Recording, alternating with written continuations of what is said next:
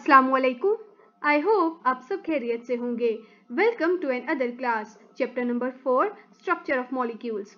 In this chapter, we will study about how the molecules are formed and when they formed, what kind of shape do they attain.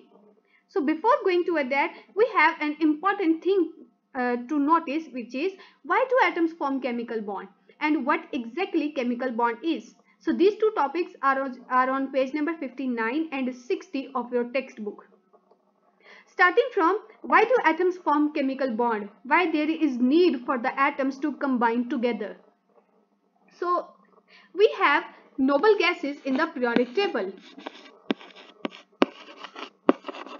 Noble gases include helium, neon, argon, krypton and xenon.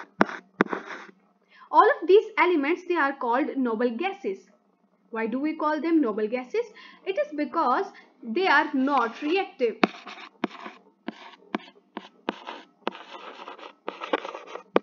And why noble gases are not reactive? ये ऐसे elements हैं जो आपस में मिलकर कोई भी compound या केमिकल बॉन्ड नहीं बनाते. तो साइंटिस्ट ने स्टडी किया कि यही एलिमेंट्स ऐसे क्यों हैं जो किसी किस्म का कोई बॉन्ड नहीं बनाते, जबकि बाकी जितने भी एलिमेंट्स हैं they try to make a chemical bond. तो जब इनके बारे में स्टडी किया गया तो मालूम हुआ that helium have 2 electrons in the last shell and all of these members, they have 8 electrons in the last shell.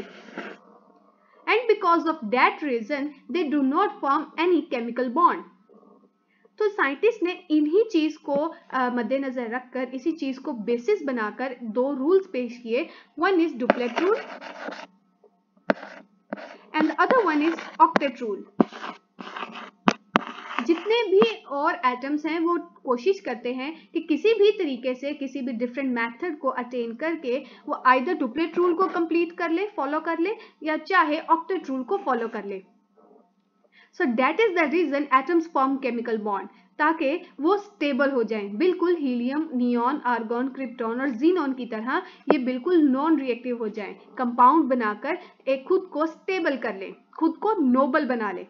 So all the atoms that are present in the periodic table that have been discovered so far, they all try to attain electronic configuration of the noble gas.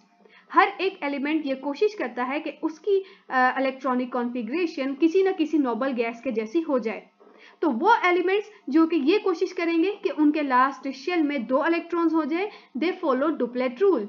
और वो elements जो कि ये कोशिश करेंगे कि they attain 8 electrons in their last shell, they will follow octet rule. So it is a universal rule कि हर एक जो चीज है दुनिया में वो यही कोशिश करती है that it become stable, it become noble. Atoms stable कैसे होंगे? जब उनकी इलेक्ट्रॉनिक कॉन्फ़िगरेशन किसी नोबल गैस के बराबर हो जाएगी. तो इसका मतलब अगर आखिरी शेल में 2 या 8 इलेक्ट्रॉन्स होंगे, it means it is the sign of stability. Now atom will be stable. So अगर कोई एटम कोशिश करता है कि अपने लास्ट शेल में, अपने वैलेंस शेल में 2 इलेक्ट्रॉन्स को कंप्लीट कर ले, we call this follow method to be duplet rule. On the other hand, if attaining of 8 electrons in the valence shell is called as octet rule.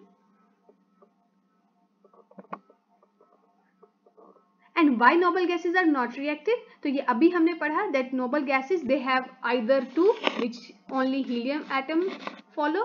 Helium के ही just आखिरी shell में 2 electrons हैं. बाकी जितने भी noble gases के members हैं, all of them have 8 electrons in their valence shells, in their last shells. It means all noble gases have their valence shells completely filled. हर एक के मेंबर्स के लास्ट शेल कंप्लीट हैं, इसीलिए उनके पास extra space नहीं है कि वो कोई इलेक्ट्रॉन ऐड करें या इलेक्ट्रॉन को निकाल दें. That is why the noble gases do not gain, they do not lose, they do not share electrons. That is why they are non reactive. Last chapter में आपका शॉर्ट क्वेश्चन भी था और इस चैप्टर में इसको और अच्छे से एक्सप्लेन कर दिया है. सो it is a important short question. Here you can see the neon atoms. They have 8 electrons in their last shell, so they will never form a bond under normal conditions. So how do will atom follow octet rule? अपने आखिरी shell में 8 electrons को कैसे पूरा किया जाएगा? So it can be done by 3 methods. either lose electrons, either gain electrons or either share their last shell electrons. तो कौन से एलिमेंट्स इलेक्ट्रॉन लूज करेंगे? वो एलिमेंट्स जिनके आखिरी शेल में 3 या 3 से कम इलेक्ट्रॉन्स होंगे, they will always lose electrons. जैसे कि sodium. Sodium have 1 electron in their last shell and 8 electrons in the second shell and 2 electrons in the first shell. So, अगर सोडियम अपना ये वाला एक इलेक्ट्रॉन लूज कर देगा तो ये शेल खत्म हो जाएगा. तो अब इसके पास सोडियम का आखिरी शेल कौन सा बन जाएगा? The second one. अब सेकेंड चूंकि इसका लास्ट शेल हो गया तो अब इसके पास 8 इलेक्ट्रॉन्स पूरे हो गए. So all the elements that have 1, 2 or 3 electrons in the last shell, they will always lose electron, they will always form cations, positive ions. और ऐसे एलिमेंट्स जिनके आखिरी शेल में 5 या 5 से ज्यादा इलेक्ट्रॉन्स हैं, for example oxygen, nitrogen, fluorine, जिनके लास्ट शेल में 5, 6, 7 इलेक्ट्रॉन्स हैं, तो वो हमेशा ये कोशिश करेंगे कि वो आसपास से इलेक्ट्रॉन्स को gain करें and they will always form anions. So nitrogen have 5 electrons in the last shell, oxygen have 6 electrons in the last shell, fluorine have 7 electrons in the last shell. So they will always accept electrons, they will always form positive ions or negative ions, और negative ions बनाने के बाद their electronic configuration will become similar to a noble gas and they will become noble, they will become stable. And the last one is by sharing valence electrons with the other atoms. We will discuss this topic in detail in our next lecture. Next we have, what is chemical bond? So a chemical bond, it is defined as the force of attraction between atoms that hold them together in a substance. जब कोई भी atom आपस में combine करता है तो वो force जो इस एटम को एक साथ मिला के रखती है, इसे हम कहते हैं केमिकल बॉन्ड. दूसरे अल्फाज में, that during the bond formation there is some force which holds the atom together. Atoms को आपस में रखने के लिए कुछ force present है, we call that force chemical bond.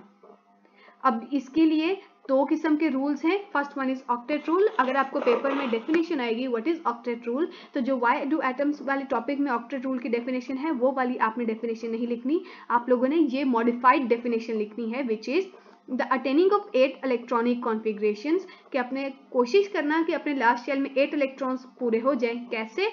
Either by sharing electrons, either by losing electrons or either by gaining electrons. We call this octet rule. And this octet rule is followed by all the members of the periodic table except hydrogen. Hydrogen के अलावा जितने भी members हैं periodic table के, वो सारे के सारे ऑक्टेट रूल फॉलो करते हैं. जबकि हाइड्रोजन एंड हीलियम सिर्फ यही दो मेंबर्स हैं that follow duplet rule. Next is how chemical bond is formed. तो अगर chemical bond is formed by losing and gaining electrons, तो हमें क्या मिलेंगे? Ions, positive ions and negative ions. Positive and negative, we know that opposite charges always attract each other, so they will attract and they will form a bond which is ionic bond. उनकी force क्या होगी? Ionic force होगी. So if the bond formation is between ions, it is due to an electrostatic force of attraction. क्योंकि charges हैं और charges एक दूसरे को attract कर रहे हैं, so this force will make a bond. लेकिन अगर ऐसे एटम्स के दरमियान बॉन्ड बने जो कि बिल्कुल सेम है, जैसे दो ऑक्सीजन एटम्स हैं, अगर ये आपस में बॉन्ड बनाने की कोशिश करें, या ऐसे एलिमेंट्स जिनकी इलेक्ट्रोनेगेटिविटी ऑलमोस्ट इक्वल हो, तब उनके दरमियान जो बॉन्ड बनेगा, it will be by sharing of electrons. This sharing of electrons can be mutual और can be one sided. We will discuss all of these 4 types in our next lectures. The first type, ionic bond. The second type, the mutual sharing, and the third type, the one-sided sharing, another one which is metallic bond.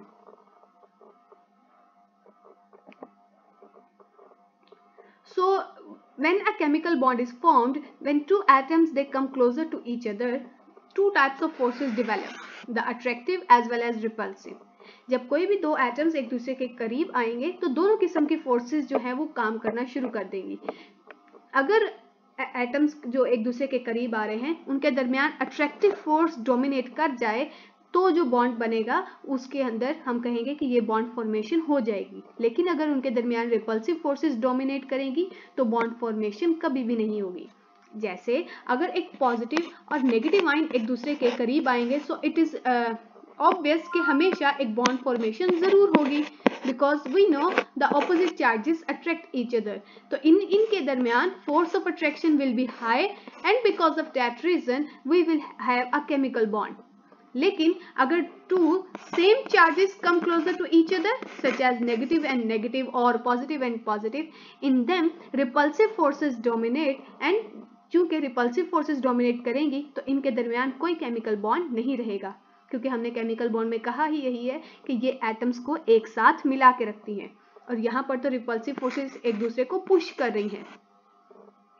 तो जब कोई भी atom chemical bond form होगा तो net attractive forces dominate करेंगी और इस किस्म के रिएक्शन के दौरान सिस्टम की एनर्जी जो है वो कम कर दी जाएगी, यानी कि मॉलिक्यूल्स की फॉर्मेशन को इजी कर दिया जाएगा। Otherwise, if repulsive forces becomes dominant, no chemical bond will be formed. In that case, there will be increase in the energy of the system. Repulsion होने की वजह से एक बहुत strong energy create होगी that will allow more repulsion and जिसकी वजह से there will be no chemical bond formation. तो आज के लिए हमने पढ़ा how do atoms form, why do atoms form chemical bond and what is chemical bond. So that is all for today. Thank you and Allah Hafiz.